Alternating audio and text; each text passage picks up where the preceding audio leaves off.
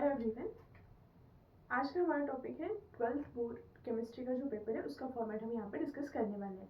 उसी के साथ साथ पेपर में कुछ डूज एंड डोंट्स जो आप करोगे वो यहाँ पे हम डिस्कस करने वाले हैं, मतलब कौन सी चीज़ें नहीं करनी है एंड कौन सी चीज़ें करनी है। ठीक है, अब स्टार्ट करते हैं पेपर का फॉर्मेट। अब ये सबको पता है कि पेपर का फॉर्मेट क्या है, लेकिन ये इंटेंशनली मैंने यहाँ पे क्यों एक्सप्लेन करने के लिए लिया है, क्योंकि बोर्ड का पेपर है, बोर्ड का पेपर है, इस तरीके से बहुत बड़ी हाइप क्रिएट करके रखी है। तो उसकी वजह से क्या होता है, बच्चे डर जाते हैं।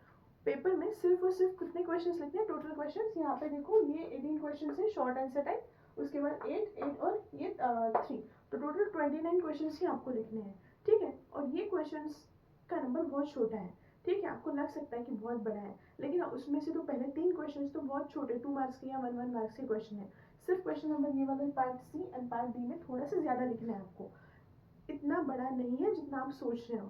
ठीक है, पेपर बोर्ड का है, बहुत डिफिकल्ट आएगा ये मत सोचो, आपने बहुत अच्छे से प्रिपरेशन करके रखी है। ठीक है, 12th का पूरा बुक रीड किया होगा बोर्ड का, उसमें कुछ डेफिनेशंस आती है, कुछ क्वेश्चंस आते हैं, वही यहाँ पे पूछे जाएंगे। सिलेबस के बाहर का कुछ भी पूछा नहीं जाएगा, और पेपर हर एक के लिए सेम रहेगा। इसी साल पेपर डिफिकल्ट नहीं आने वाला। तो ये जो आपके ओवरथिंक करने वाले पॉइंट्स है उनको एलिमिनेट करने के लिए ये वीडियो है। ठीक है, इस वीडियो से आपको ये सीखने को मिलेगा कि पेपर किस तरीके से अटेम्प्ट करना है, कौन सी चीजें करनी है एंड कौन सी चीजें नहीं करनी है। Let's start. सी, यहाँ में आप देख सकते हो सेक्शन ए में।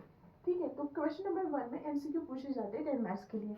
क्वेश्चन नंबर 2 में शॉर्ट आंसर क्वेश्चन, मतलब 1 लाइनर के क्वेश्चन होते हैं, वो पूछे जाते हैं। वहाँ पे कुछ डेफिनेशन भी पूछी जा सकती है 8 मार्क्स के लिए। और यहाँ पे कुछ आपको ऑप्शन देखने को नहीं मिलेगा, यहाँ पे कंपलसरी 10 क्वेश्चन है और 8 क्वेश्चन लिखना पड़ेगा।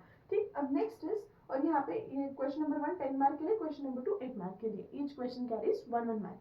अब यहाँ पे देखो सेक्शन बी में शॉर्ट आंसर टाइप क्वेश्चन, यहाँ पे क्वेश्चन कितने दिए गए हैं 16, सॉरी यहाँ पे टोटल मार्क्स कितने हैं 16, टोटल क्वेश्चन है 12 में से आपको 8 क्वेश्चन लिखने हैं।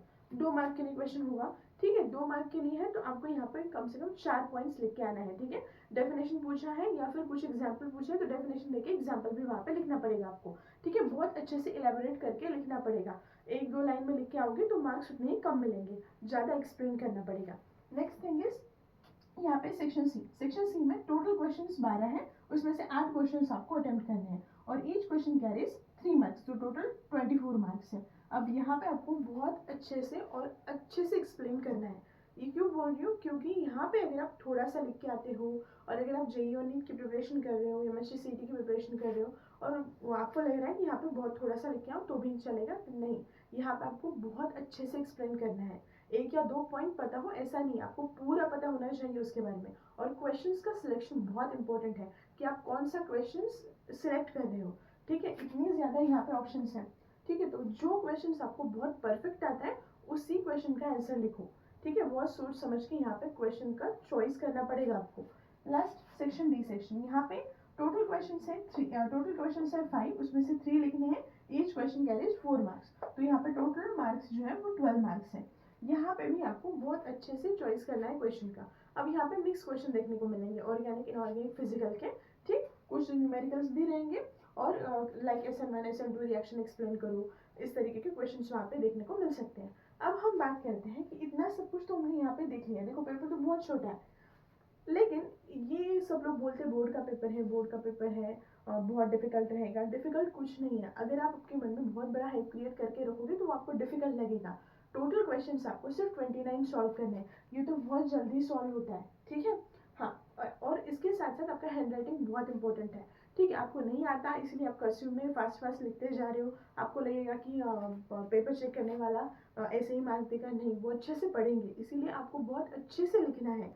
ठीक है, क्वेश्चन नंबर यहाँ पे कितने हैं 10 क्वेश्चन है क्वेश्चन नंबर 1 में, तो हर एक क्वेश्चन के लिए नंबरिंग अच्छे से करनी है। कोई भी आपको इरेज यहाँ पे या फिर वहाँ पे कुछ कट नहीं करना है। ठीक है, अगर आप करते हो तो एक बात याद रखना कि आपने जो भी लिखा उसके ऊपर सीधा स्ट्रेट लाइन ड्रॉ करो। अगर कुछ सेंटेंस लिखा है आपको उसको इरेज करना है या फिर रफ करना है तो पेन से उसके ऊपर ज्यादा स्क्रैच करते मत बैठो, सिर्फ एक लाइन ड्रॉ करो।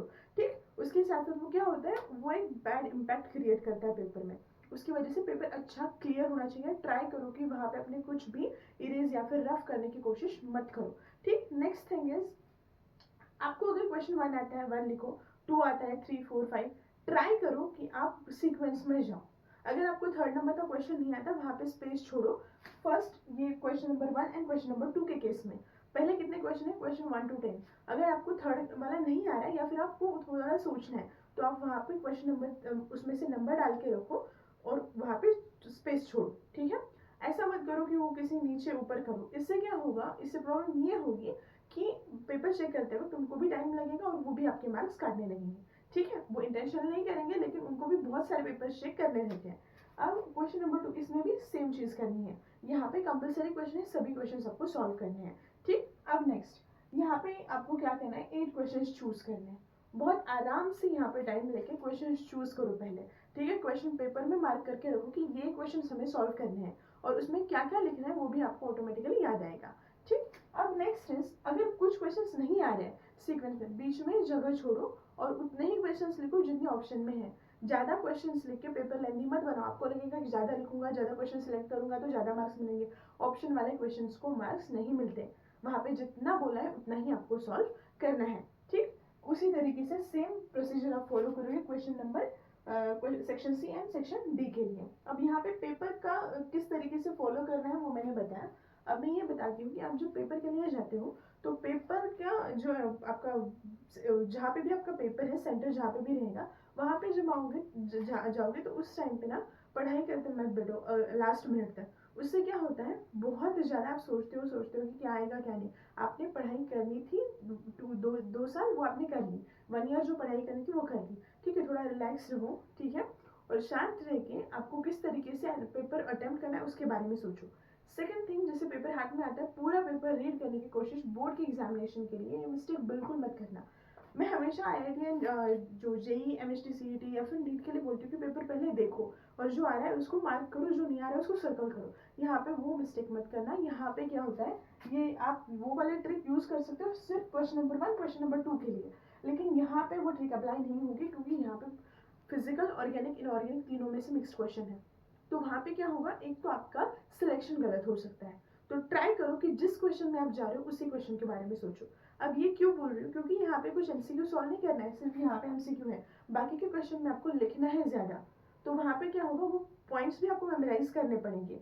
अगर आप ऐसे करते बैठोगे तो फिर कंफ्यूज हो जाओगे, ठीक है। पेपर बहुत ईजी आएगा, आपने स्टडी किया हुआ है, ये माइंड सेट रख के चलो, ठीक। और कुछ नहीं आ रहा है तो डिमोटिवेट होके बाकी के क्वेश्चंस को खराब भी मत करो, ठीक। अब ये तो मैंने पेपर के बारे में बताया किस तरीके से लिखना है। और हाँ, नेक्स्ट थिंग इज, जब भी आप कोई क्वेश्चन खत्म करते हो तो वहाँ पे एक लाइन छोड़ना है, वहाँ पे एक लाइन ड्रॉ करना है और नेक्स्ट क्वेश्चन उसके आगे सॉल्व करना है, ठीक है। अब ये 10 क्वेश्चन सॉल्व कर लिए, उसके बाद आपको एक लाइन लगाना है और ये जो क्वेश्चन नंबर 2 है वो नेक्स्ट पेज पे स्टार्ट करना है, ठीक है। सेक्शन भी आपको यहाँ पे मेंशन करना है। क्वेश्चन नंबर 3 क्वेश्चन नहीं लिखना है, डायरेक्टली आंसर लिखना है आपको वहाँ पे, ठीक है। अच्छे से एकदम सिंप्लीफाइड वे में आपको पेपर वहाँ पे अटेम्प्ट करना है, तब आपको अच्छे से मार्क्स भी मिलेंगे।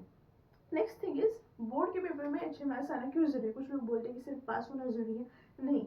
आपको अगर 12th बोर्ड में बहुत अच्छे मार्क्स हैं तो आपको बहुत सारी स्कॉलरशिप्स भी मिलती हैं। तो कुछ लोग बोलेंगे कि स्कॉलरशिप्स के लिए स्टडी करना है, जी नहीं, स्कॉलरशिप्स के लिए स्टडी नहीं करना है, लेकिन आपका जो नेक्स्ट ईयर होगा एकेडमिक ईयर, वहाँ पे आपको फाइनेंशियल हेल्प भी मिलेगी, ठीक है। उससे आप अब नए कोर्सेज भी ले सकते हो, ठीक है। ये भी एक प्लस पॉइंट है। 12th बोर्ड सिर्फ पास करने की चीज़ नहीं है, वहाँ पे आप बहुत अच्छे से स्कोर भी कर सकते हो। डिफिकल्ट है या फिर सिर्फ पास होना है ऐसा सोच के मत चलो। जितना आप आपका लेवल अप रखोगे उतने अच्छे मार्क्स आपको मिलेंगे। या फिर किसी और का सुन के नहीं बस इतने ही मार्क्स लाने हैं, जी नहीं, अपना खुद का एक लेवल सेट करो कि उतने मार्क्स आपको लाने हैं, ठीक है। उसके लिए आप ट्राई करो तो आपको ऑटोमेटिकली अच्छे से मार्क्स मिलेंगे।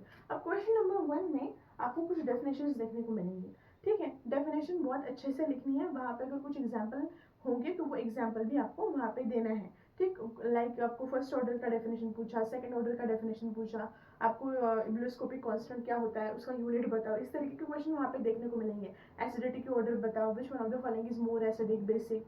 इनऑर्गेनिक के कुछ क्वेश्चंस देखने को मिलेंगे, EAN रूल बताओ। इस तरीके के क्वेश्चंस आपको यहाँ पे देखने को मिलेंगे। या फिर कोऑर्डिनेशन नंबर का IUPAC, कोऑर्डिनेशन कंपाउंड का IUPAC नेम बताओ। इस तरीके के क्वेश्चंस आपको वहाँ पे देखने को मिलेंगे, ठीक। अब इस तरीके से मैंने आपको यहाँ पे बताया कि किस तरीके से आपको क्वेश्चन का सिलेक्शन करना है। एंड सेकंड थिंग ये भी बताया कि किस तरीके से पेपर का फॉर्मेट रहेगा। ये कुछ चीज़ें थी इंपॉर्टेंट जो कि मैंने बताई 12th बोर्ड की केमिस्ट्री पेपर के लिए। अगर आपको ये वीडियो अच्छी लगी हो, please do like, share and subscribe. Thanks for watching.